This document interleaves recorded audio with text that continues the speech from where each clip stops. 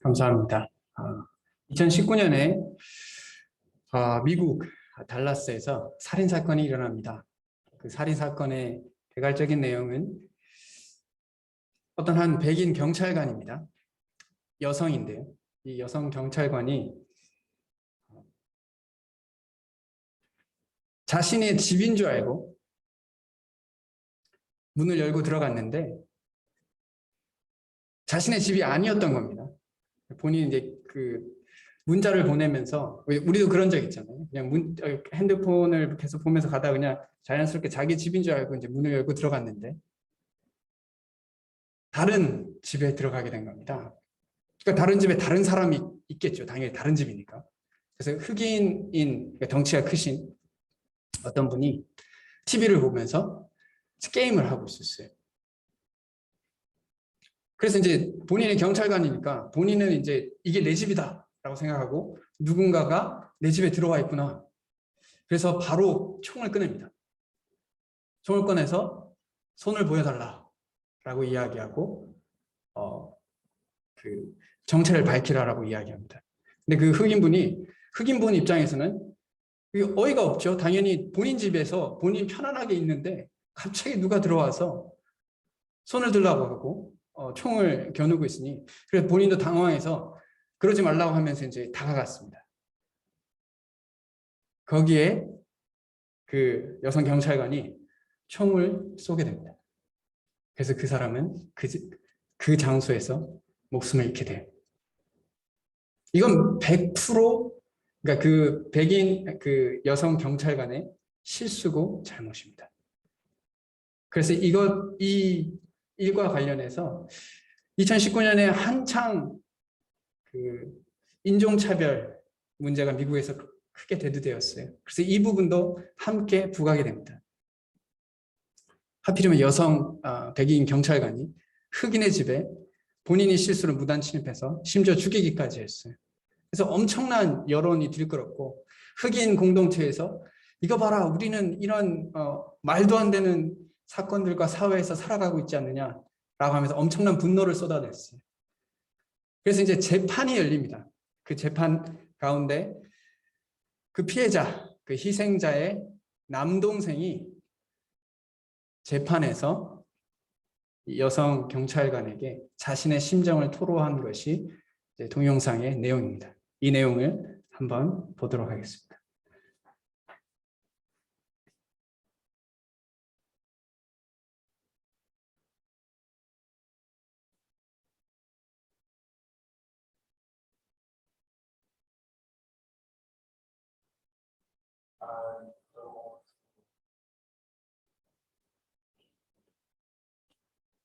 Said twice or for the hundredth time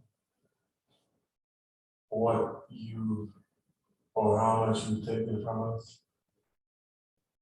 I think you know that. But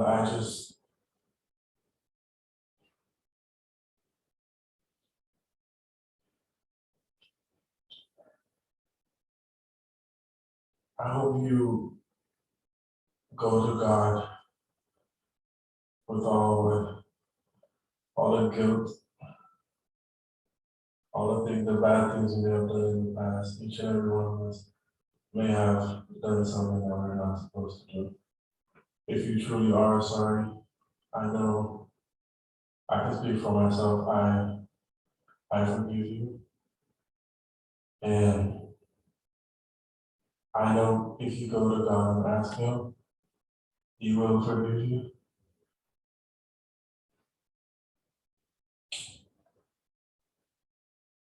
And I don't think anyone can say it. Again, I'm speaking for myself, not even bad for my family. But I love you just like anyone else. And I'm not gonna say I hope you can die just like my brother did, but I personally want the best for you. And I wasn't gonna ever say this in front of my family or anyone, but I don't even want you to go to jail. I want the best for you. Because I know that's exactly what both of them want you to do. And the best would be give your life to Christ. I'm not gonna say anything else. I think giving your life to Christ is the best thing that both of them want you to do. Again, I love you as a person. And I don't wish anything bad on you.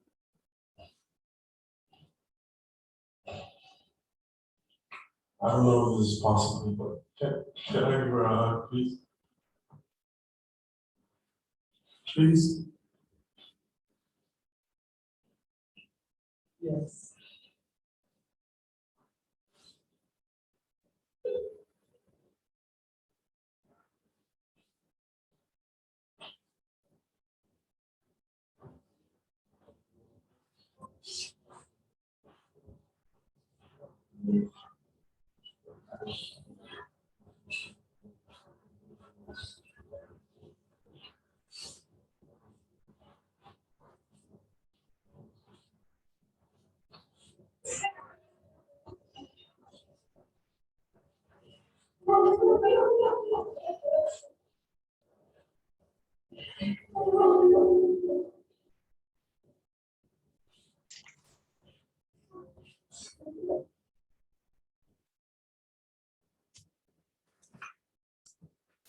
이런 게 현실 가운데 일어났다는 게 놀랍지 않나요?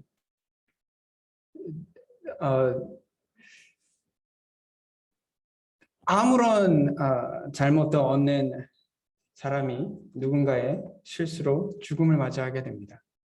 그리고 그 유가족이 그 범죄자를 용서합니다. 용서할 뿐만 아니라 당신에게 가장 좋은 일들이 있기를 바랍니다. 심지어 감옥에 가는 것도 원하지 않습니다. 오히려 예수님께 돌아갈 수 있기를 바랍니다. 라고 이야기해요.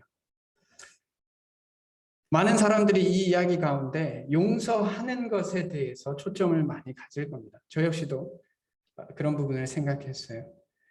그러나 제가 오늘 말씀을 준비해 가면서 이 사건의 이 이야기에 용서하는 자도 놀랍지만 이 용서받는 자의 마음이 어떠했을까라는 생각을 좀 더 해보게 되었습니다.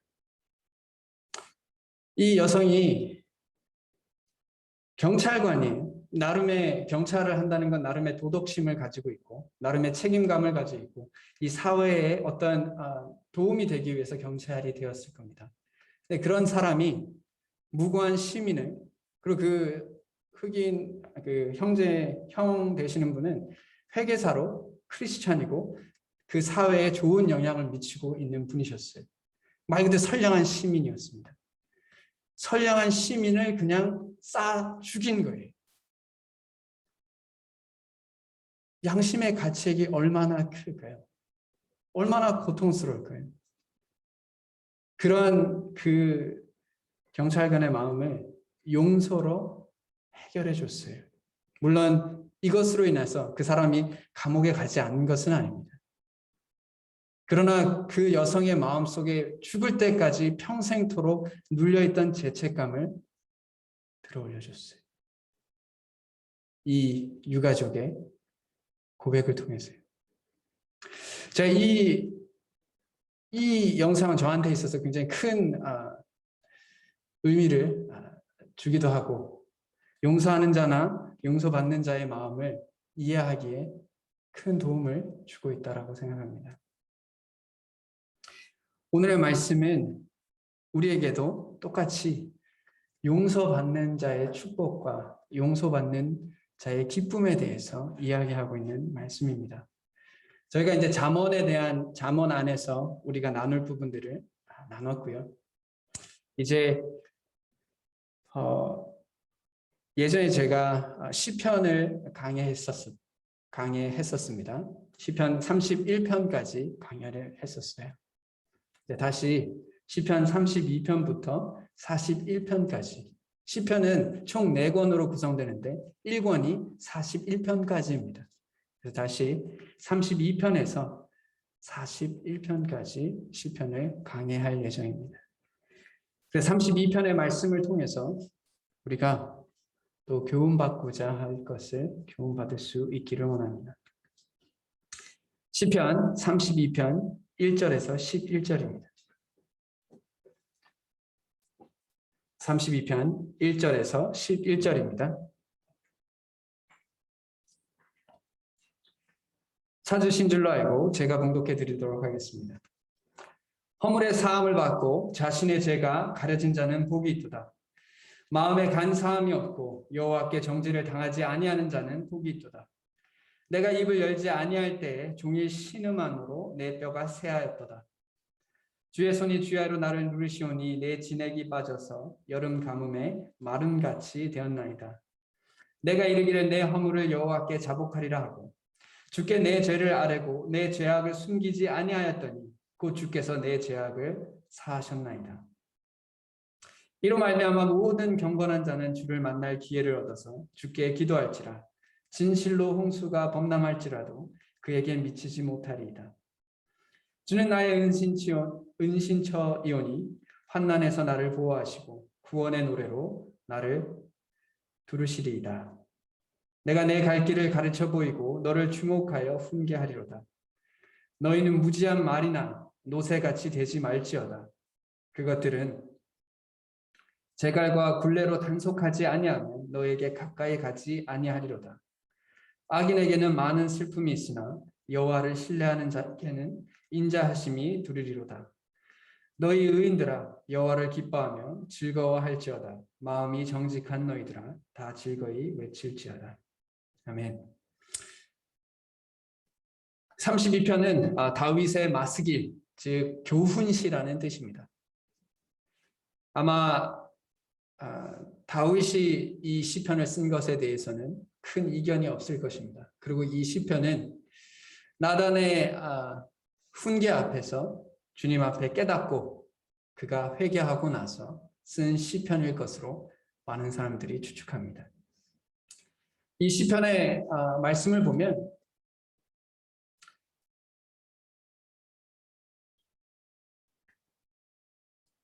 이건 새 번역입니다. 복되어라 거역한 죄 용서받고 허물을 벗은 그 사람. 시편이기 때문에 시적 은유를 새 번역에서는 반영했습니다. 여기서 죄라는 것은 우리가 알고 있듯이 표적에서 벗어났다는 것을 말합니다. 하나님께서 원하시는 것에서 벗어난 것을 말합니다. 허물을 벗었다라는 것은, 허물이라는 것은 하나님의 뜻을 스스로 거역하여 반역한 행위를 말합니다. 다윗이 한 행동 그대로를 이야기하고 있습니다. 십계명에 간음하지 말라, 또 살인하지 말라라고 했는데 이 두 가지 죄를 함께 지었어요. 그것도 본인이 원해서 스스로 반역하였습니다. 그러나 여기서 복되다라고 하는 것은 그 죄에 대해서 그 죄로부터 눌림에서 해결되었다라는 것을 말합니다. 죄 용서받고 허물을 벗은 그 사람은 복되다라고 말씀하고 계십니다. 도대체 이 죄로부터 용서받는 것의 이 깊이는 죄로부터 가장 많이 고통받아 본 사람이 그것의 의미를 깨달아요. 죄에 대해서 죄책감을 느끼지 않고 죄에 대해서 별로 민감하지 않는 사람들은 죄에 대해서 용서받았던 것에 대해서 그냥 용서하고 싶어서 용서했겠지. 그것이 왜 복이 되는가에 대해서 생각해 볼 수가 없습니다. 계속해서 하나님께서 다윗의 입술을 통해서 용서받은 자의 기쁨에 대해서 그리고 그 복된 것에 대해서 말씀하고 계십니다.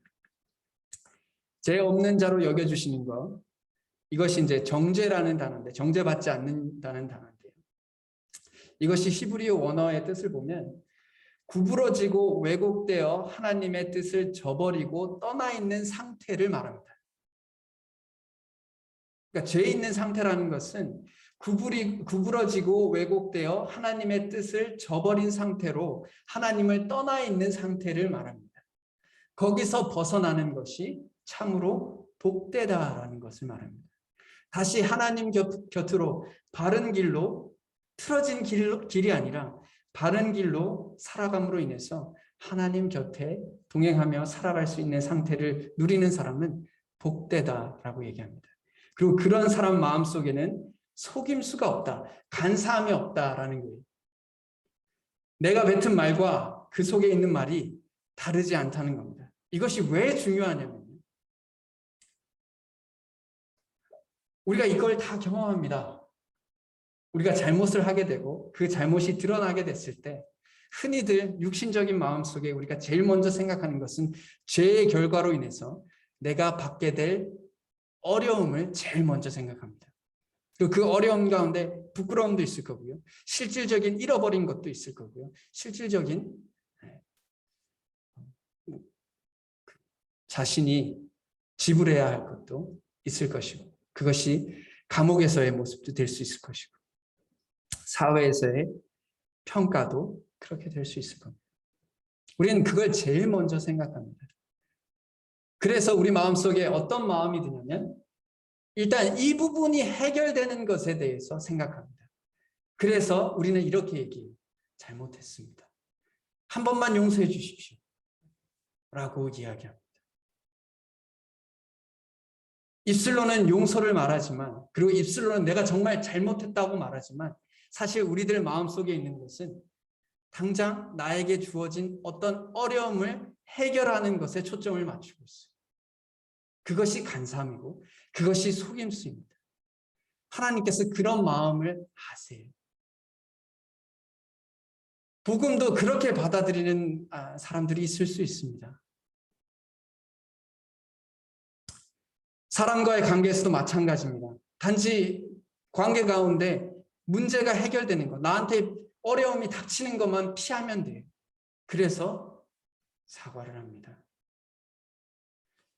그러나 다윗의 마음속은 이랬어요.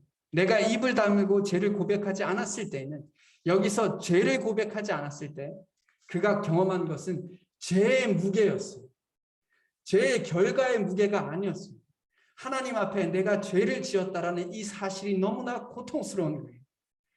충실한 신하를 나의 욕망 때문에, 욕정 때문에 죽였다라는 것을, 그 고통을 얼마나 컸는지에 대해서 이야기하고 있어요.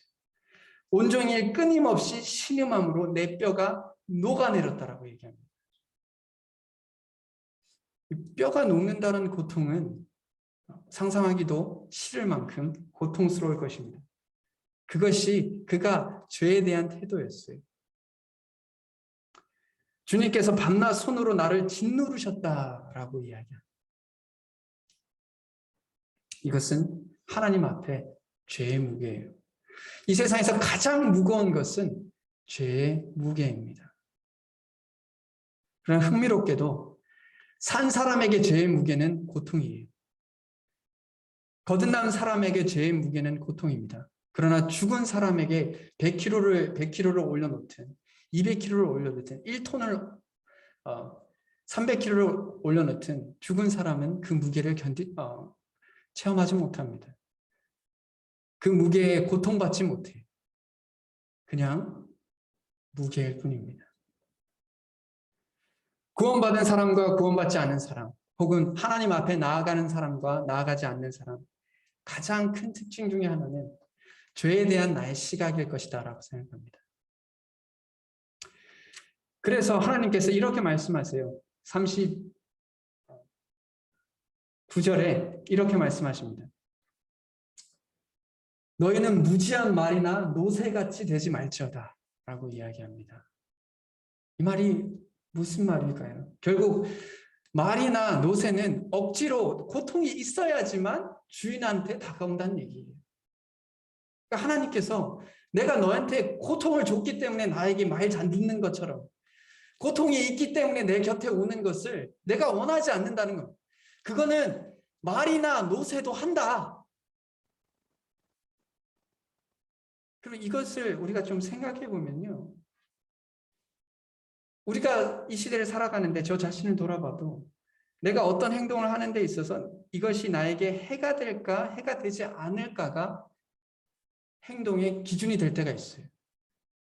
근데 원래 이게 바르냐, 그르냐가 행동의 기준이 돼야 돼요. 근데 요즘 시대가 이제는 바른과 그른 것은 그게 중요하지 않고 일단 이렇게 했을 때 나에게 어떤 이득이 있고 어떤 해가 있는가에 대해서 생각합니다. 이것은 말과 노새와 같다라는 거예요. 결과가 두려워서 나에게 하나님께 나아가는 것은 결국은 하나님 앞에 하나님을 위해서 또 하나님의 관계 가운데 우리가 스스로 돌아보는 것이 아니라 그냥 피하고 싶은 겁니다. 이런 모습을 하나님께서 원하지 않습니다. 죄의 결과에 눌리는 사람을 찾는 것이 아닙니다. 하나님께서 찾는 사람은 또 하나님께서 기뻐하는 사람은 죄의 결과에만 눌려 있는 것이 아니라 하나님과의 관계 때문에 하나님 안에서 나의 죄가 너무나 고통스러운 죄의 무게에 눌리는 사람을 찾고 계신다라고 생각합니다. 그리고 그것이 하나님 앞에 우리가 고백해야 할 마음이라고 생각합니다. 만약에 우리가 죄의 결과에 따라서 회개하고 그렇지 않아서 회개하지 않는다면 이걸 반대로 얘기하면 죄 짓지만 형통한 사람을 볼 때 우리는 항상 불평할 수밖에 없어요. 죄를 짓고 하나님을 믿지 않는데 잘 사는 사람을 봤을 때 마음에 실족함이 들 수밖에 없습니다. 왜냐? 하나님 안에 있는 것은 결국 나한테 어떤 육신적인 유익이 있을 때만 옳다라고 생각하기 때문에 그렇습니다. 그래서 세상에서 악하게 살지만 떵떵거리고 살면 죽는 것도 편안하게 죽어요. 아주 편안하게 죽습니다. 그런 사람을 봤을 때 마음속에 어려움이 돼요. 왜 저런가? 하나님께서 우리의 그런 마음이 아니라 오직 하나님과 우리의 관계 가운데 우리의 죄에 대해서 바라볼 수 있기를 간절히 원하십니다. 그런 마음이 들 때 사실 우리는 소망이 있다라고 생각합니다. 다윗이 하나님의 마음에 합한 자인 이유가 거기에 있다라고 생각해요. 그는 죄의 결과에 앞서서 하나님 앞에 온전히 자신을 돌아볼 수 있는 사람이었습니다. 그래서 32편 5절에 고백을 하죠. 드디어 나는 내 죄를 하나님께 아뢰며 내 잘못을 덮어두지 않고 털어놓았습니다. 이게 나단의 훈계 앞에서 다윗이 고백한 것입니다.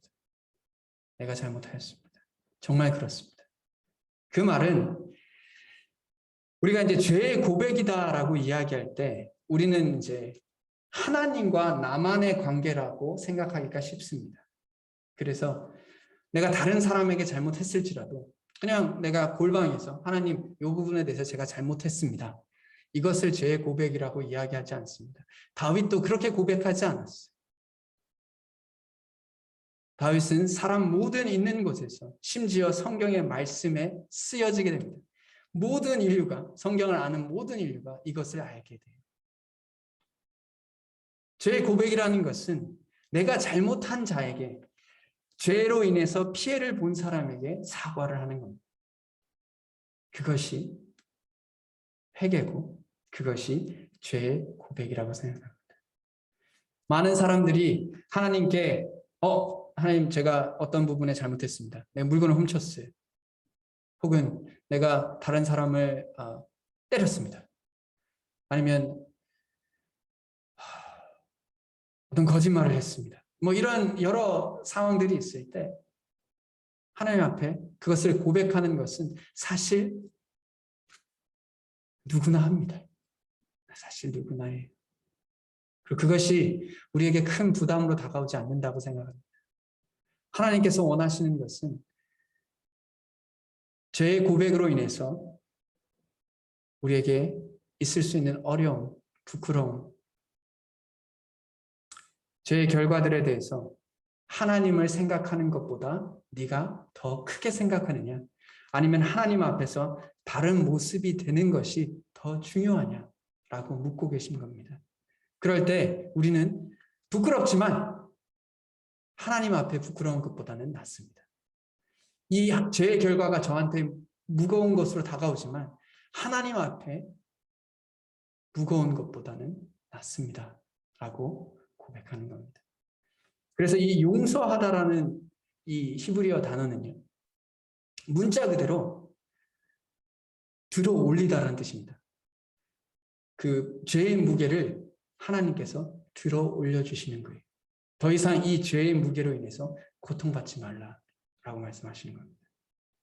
그것은 죄의 결과가 없어지는 것을 말하지 않습니다.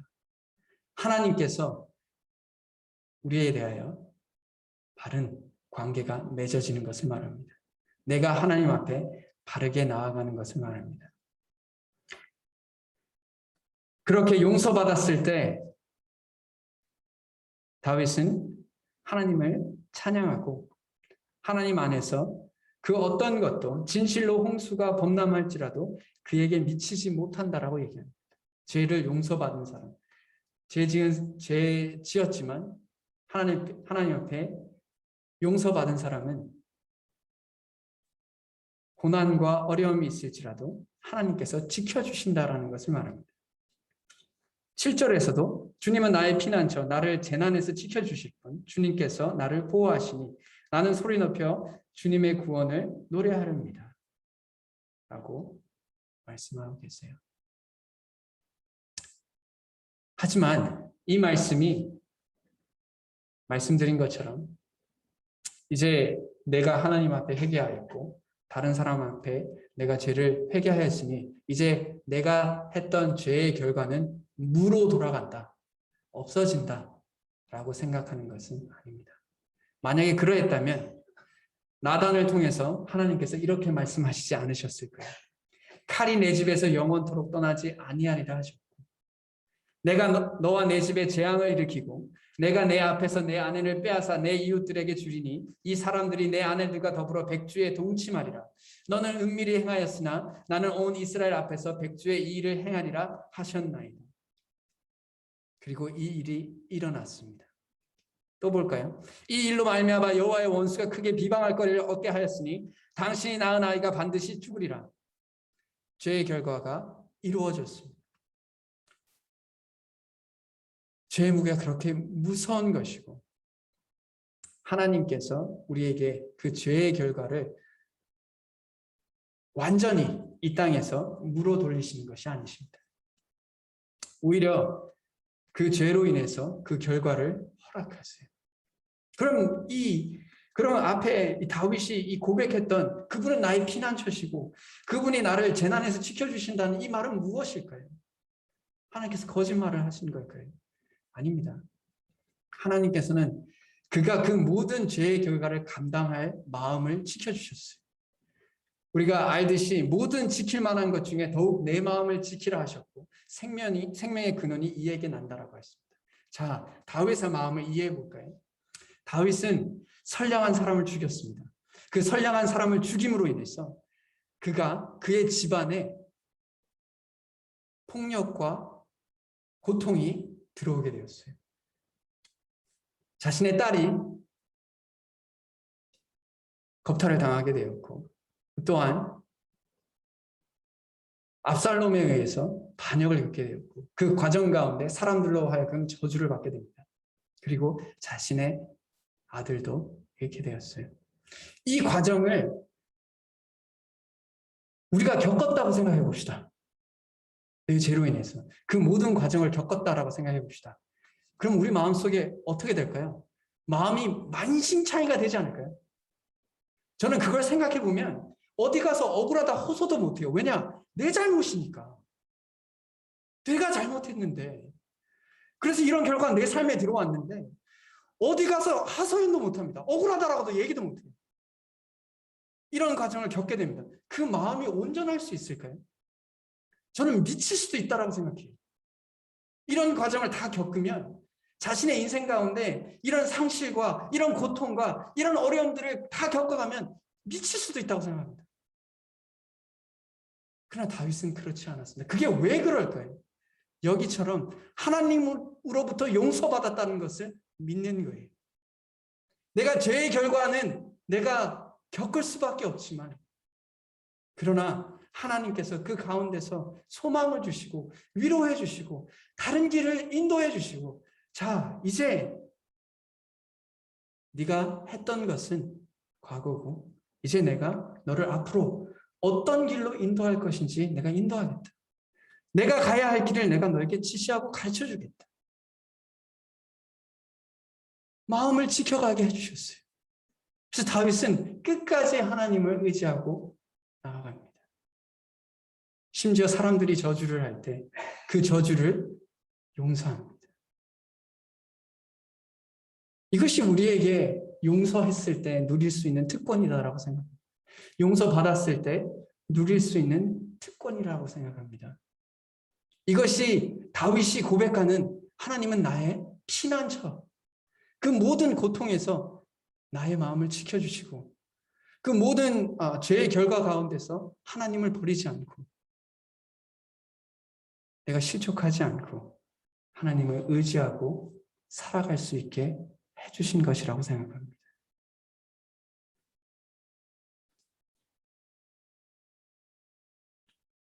이 복은 자신이 죄를 지었을 때 이 죄에 대해서 제대로 해결하지 못하는 사람들이 있습니다. 이것을 그냥 제가 제 나름의 언어로 표현하면 사람이 죄를 지으면 자기 자신의 초라함을 발견하게 됩니다. 이건 제가 경험하기 때문에 그래요. 제가 죄를 지으면 제 자신의 초라함을 다시 한번 발견하게 됩니다. 그러면 사람이 스스로 초라하다고 여기잖아요. 그러면 이상 현상들을 일으킵니다. 이상 행동들을 해요. 난 초라해. 그러면 어떤 행동을 하냐면 나의 초라함을 견디지 못하기 때문에 다른 사람들도 초라하게 만듭니다. 그래서 다른 사람도 초라한 무언가가 있을 것이다라고 생각하고 사람들의 초라함을 찾아가요. 상대방의 죄에 대해서 찾아갑니다. 그래서 나만 초라한 게 아니야. 다른 사람도 초라해. 그러니까 괜찮아. 스스로 위로해요. 아니면 이 초라함에서 벗어나기 위해서 내 자신을 업그레이드 시키기 위해서 다른 것들을 막 추구합니다. 나의 초라함을 가려줄 수 있는 무언가를 쫓아요. 그게 돈이 될 수도 있고 권력이 될 수 있습니다. 그걸 막 쫓습니다. 아니면 회피해요. 나는 초라하니까 난 더 이상 아무것도 하고 싶지 않아. 무기력에 빠집니다. 이것이 우리가 초라함에 대하여 잘못 대처했을 때 이런 모습들이 우리의 삶 가운데 일어날 수 있다고 생각해요. 그러나 우리의 초라함에 대하여 나의 죄에 대하여 바르게 대처하는 것은 하나님 앞에 나아가는 거예요. 내가 초라하다는 걸 인정하는 거예요. 나는 초라해. 아니 진짜 그래요. 우리가 사실 정말 우리 깊이를 다 돌이켜보면 우리 삶 속을 다 들여다보면 그 깊은 걸 다 들여다보면 우리 다 초라한 부분들이 다 있어요. 우리 삶 가운데. 제가 최근에 참 놀라웠던 게 제가 개인적으로 이제 기존에 살아계신 이제 목회자들 분 중에 교계에서 제가 그냥 분별할 때 제 개인적인 분별입니다. 그래서 이게 정말 그러한지는 사실 뭐 어떻게 드러날지 모르겠죠.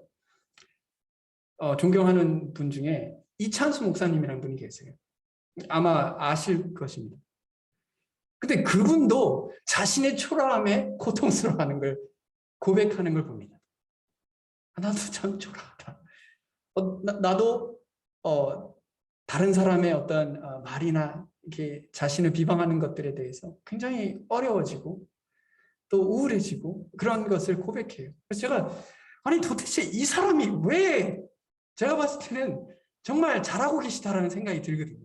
물론 보여지는 부분이겠죠. 잘하고 계시다라는 생각을 해요. 그러나 이 사람도 자신이 자기 자신을 돌이켜봤을 때 초라한 인생일 수 있다. 어떠한 부분에 대해서. 그렇다면 우리 모두가 다 그렇습니다. 그럴 때 이상현상으로 행동하지 마시고 이상행동으로 하지 마시고 그것을 왜곡된 길로 뒤틀어진 길로 반응하는 것이 아니라 시온의 대로처럼 하나님께 바로 가는 거예요. 하나님, 제가 이렇게 초라한 사람입니다. 그리고 이 초라함에 대해서 하나님 앞에 이 초라함을 내려놓고 주님께서 저를 도우소서.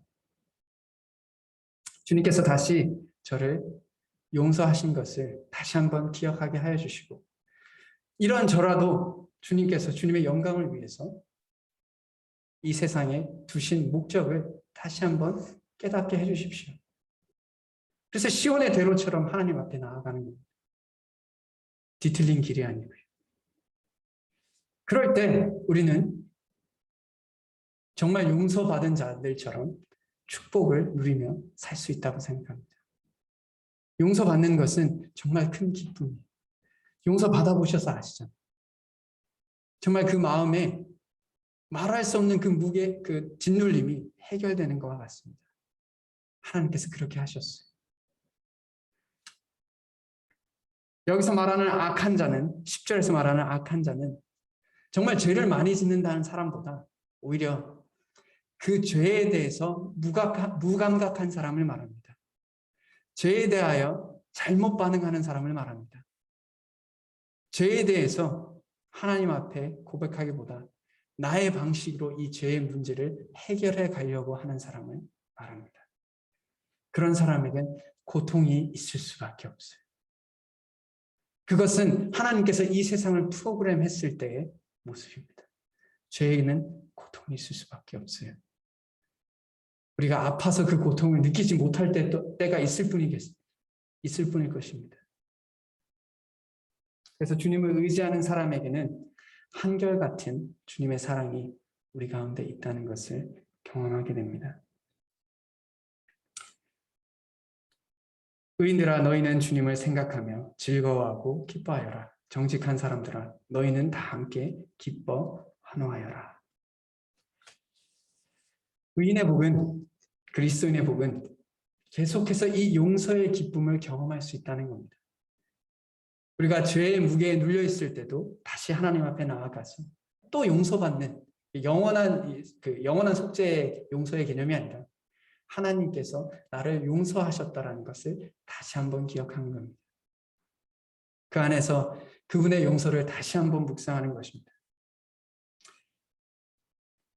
19세기 산부인과 의사 제임스 심슨이라는 분이 계십니다. 그분이 처음으로 클로로폼이라는 이제 마취제를 개발합니다.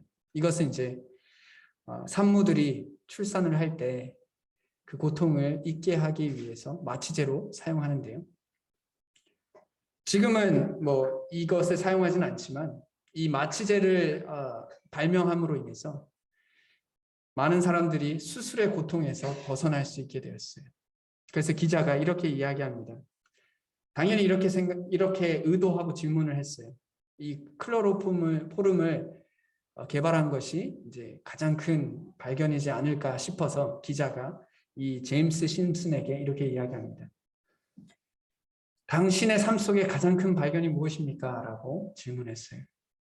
그러나 이 제임스 심슨이 이렇게 얘기합니다.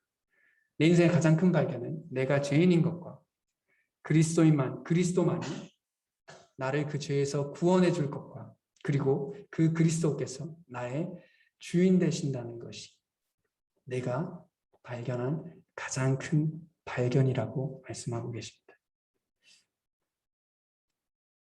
우리가 이제 하루하루를 이제 또 계속 살아갈 줄로 압니다. 그리고 그 가운데 말할 수 없는 잘못들이 우리 삶 가운데 있을 수 있다고 생각해요. 민감하면 민감할수록 죄에 대해서 더 발견하게 됩니다. 그럴 때마다 이게 막 무거워요. 마음이 무겁고 짓눌림을 발견하게 돼요. 그럴 때 하나님 앞에 나아갈 수 있기를 바랍니다.